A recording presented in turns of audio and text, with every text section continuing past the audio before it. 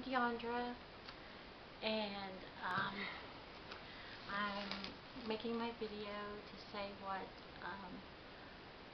Real Women of Philadelphia has meant to me. I've been trying to film this for 2 days.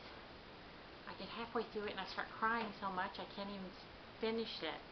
So this time, this is it. Whatever happens, it happens. I got my Kleenex here. Just going to pour my heart out to you and submit it. So here we go. I'm a nanny, and I just want to say thanks to Kraft and to Paula for spotlighting my video, the Easter one with the peanut butter cookies, and where I took all the stuff to the Bethesda Boys Home. And I want to thank Paula for telling me about the Bethesda Boys Home.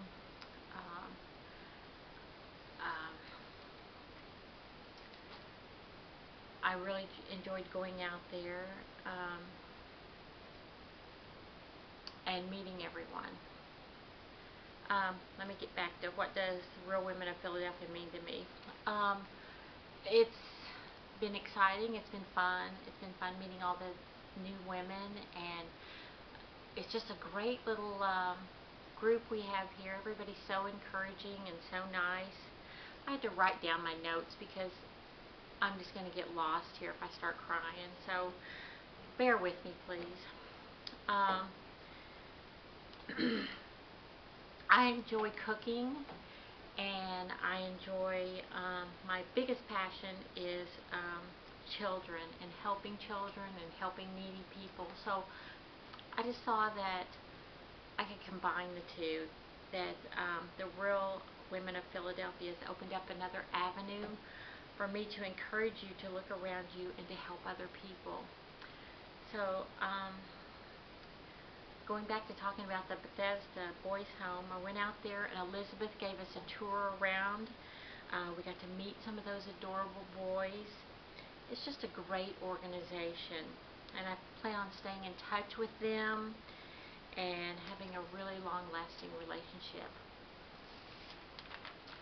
And Paula, thanks for telling me about the Boys Home.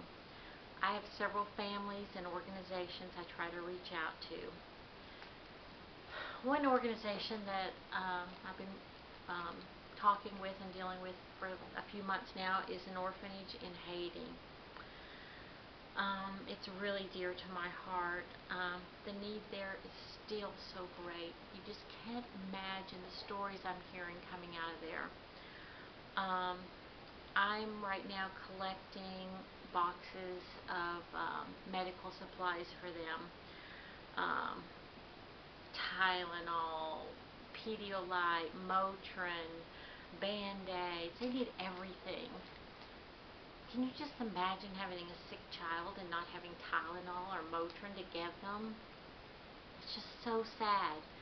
And apparently there's just a waiting list a mile long of kids that are just street children that have nowhere to go, have no families, that are just lost, that are wanting to get in, but the need is just too great. They can't even accommodate all these children in Haiti.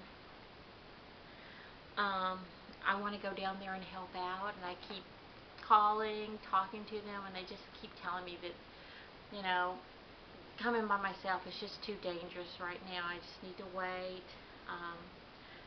And they've told me about a program they have where they go out, the orphanage goes out 2 or 3 days a week, and they try to feed the children on the streets. But it's only 2 or 3 days a week. It just breaks my heart. My goal, I don't know how this is going to happen, but somehow this is going to happen, that these children are going to be fed 7 days a week. I'm really going to try to make this happen. Whew. Okay, on we go. I just have so many avenues and so many things that I'm involved in and trying to help. I just think everybody needs to do their part. I travel a lot with families that I work for, and a few years ago I went with a family on a African safari. It was a luxury African safari, and we visited a boarding school. It was like a public boarding school that very poor school, very rundown. And most of the children there, their parents are goat herders in Africa. The children were so loving and so kind, and they sang songs for us. And when they got through, we had a tour of the school. And on a tour, we went into their dorms.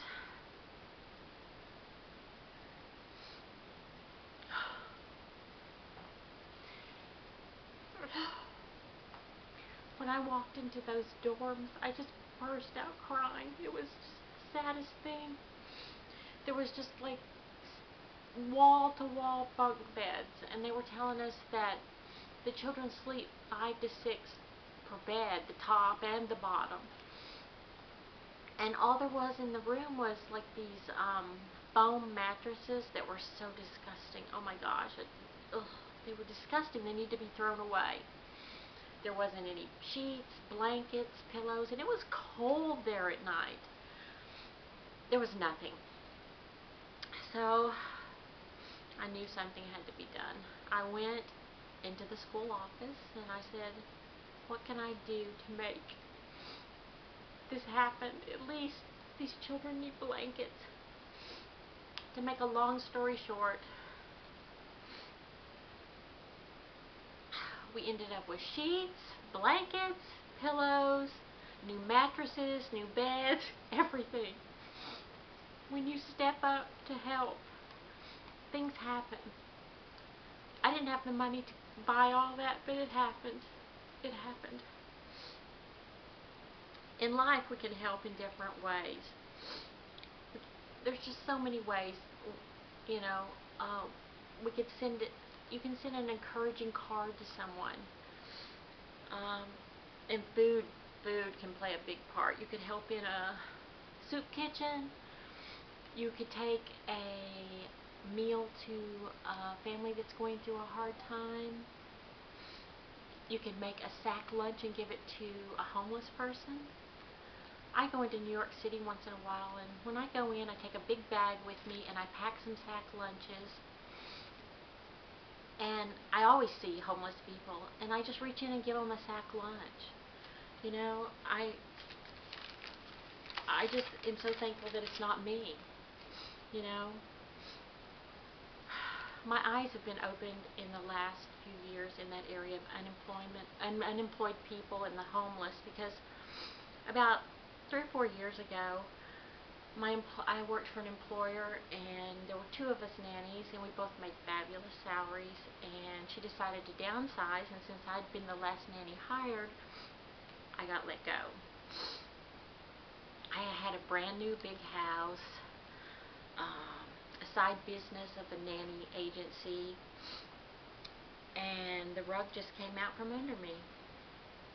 I was used to that big salary, and all of a sudden it wasn't there anymore. Well, I lived that way I was looking for another job, and there just weren't any of the big salary nanny jobs, nowhere.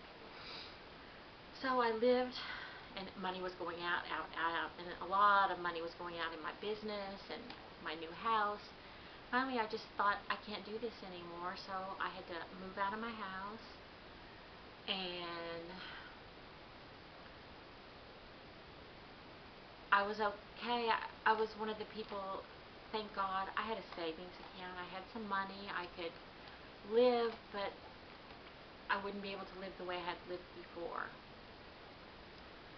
So,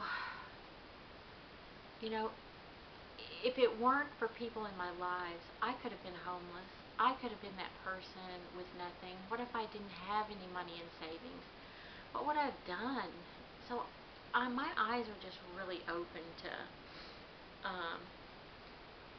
the homeless and people going through a hard time without a job. And I don't have a family. I'm not married. I don't have children.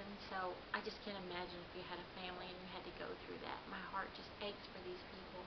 But I'm telling you, an angel came into my life by the name of Bo Turner. And that's Ted Turner's son. And I've known him for a long time. And he told me, he said, you can come in, move on to my dad's plantation, and you can just live here as long as you want. I just want to say thank you to him. You know, that's the kind of person I want to be, just to reach out when people need something and be there. They turned like a whole part of the plantation into an apartment for me, and it's still there to this day, and I go back because I go and I help them with a couple of big parties every year. They have such a big heart. They do 1 or 2 big parties a year, charity parties for underprivileged children.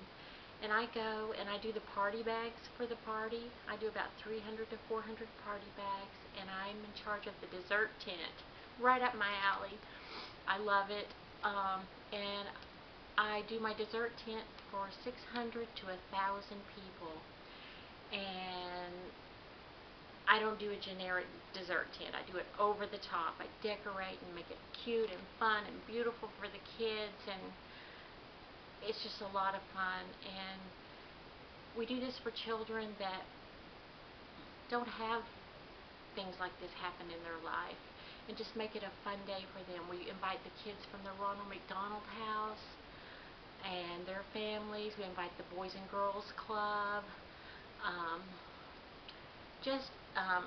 We've gone out to the Burn Center and the families out there, and just anything we can think of. The Girl Scouts and the Boy Scouts, anybody that's given service, the policemen and their families.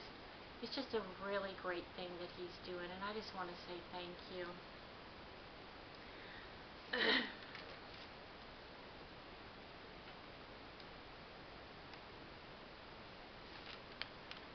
Another thing, my mom, she was a fabulous cook, and she's no longer with us, but she used to say something to me that I live by now.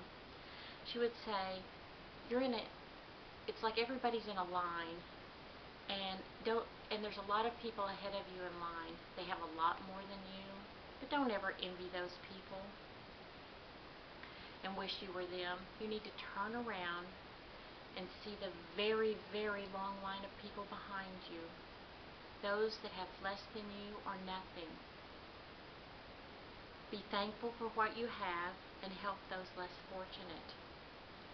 We can all help in different ways, from giving of money to giving of our time. I want to encourage everyone to look for ways to help and bless others in their life. Life is hard sometimes, and someone reaching out to us makes the journey a little easier. I want to say thank you, Real Women of Philadelphia and Paula Deen, for bringing us together. For together we can make this world a better place.